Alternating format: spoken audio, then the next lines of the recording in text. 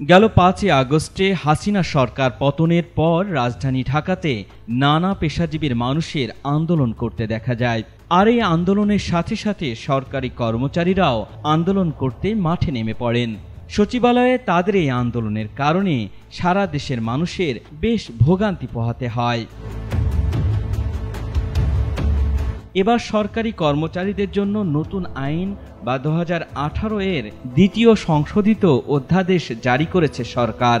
নতুন এই সংশোধিত অধ্যাদেশ অনুযায়ী কোনো সরকারি কর্মচারী আন্দোলনে গেলে, অর্থাৎ নিজে নিয়ম লঙ্ঘন করে একজন সরকারি কর্মচারী আরেকজন সরকারি কর্মচারীর কাজে বাধা দিলে বা তাকে তার কাজ থেকে বিরত রাখলে তাকে বাধ্যতামূলক অবসর সহ চাকরি থেকে বরখাস্ত করা যাবে বলে উল্লেখ করা হয়েছে।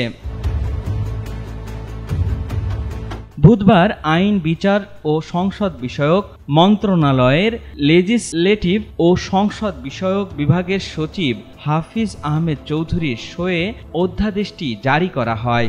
সরকারি চাকরি আইন 2018 এর অধিকতর সংশোধনে প্রণীত এই অধ্যাদেশ সরকারি চাকরি দ্বিতীয় সংশোধন অধ্যাদেশ 2025 নামে অভিহিত হবে। সাধারণত সরকারি কর্মচারীরা নিজেরা কোনো আন্দোলন করলে নিজেও কাজ থেকে বিরত থাকে এবং অন্যজনকেও কাজ থেকে বিরত থাকার জন্য চাপ দেন।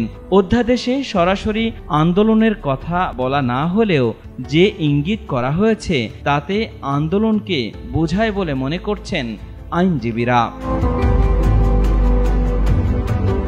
নতুন অধ্যাদেশের 37 গ-তে বলা হয়েছে, যে কোনো সরকারি কর্মচারীকে তাহার কর্মে উপস্থিত হতে বা কর্তব্য সম্পাদনে বাধাগ্রস্ত করেন তাহলে তা হবে সরকারি কর্মে বিঘ্ন সৃষ্টিকারী অসদাচরণ এবং সেজন্য তিনি উপধারা 2-এ বর্ণিত যে কোনো দণ্ডে দণ্ডনীয় হবেন।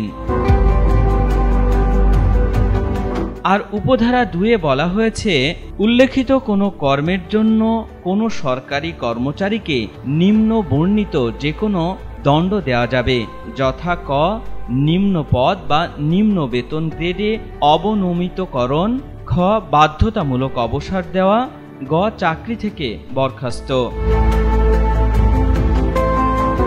অধ্যাদেশে বলা হয়, যেহেতু নিম্নবর্ণিত উদ্দেশ্যসমূহ পূরণকল্পে সরকারি চাকরি আইন 2018 এর অধিকতর সংশোধন সমীচীন ও প্রয়োজনীয় এবং যেহেতু সংসদ ভেঙে যাওয়া অবস্থায় এবং রাষ্ট্রপতির নিকট তা সন্তোষজনকভাবে প্রতীয়মান হয়েছে যে আশু ব্যবস্থা নেওয়ার জন্য প্রয়োজনীয় পরিস্থিতি বিদ্যমান আছে, সেহেতু গণপ্রজাতন্ত্রী বাংলাদেশের সংবিধানের 93-এর 1 অনুচ্ছেদ প্রদত্ত ক্ষমতা বলে রাষ্ট্রপতি নিম্নরূপ অধ্যাদেশ প্রণয়ন ও জারি করলেন। এই অধ্যাদেশ অবিলম্বে কার্যকর হবে।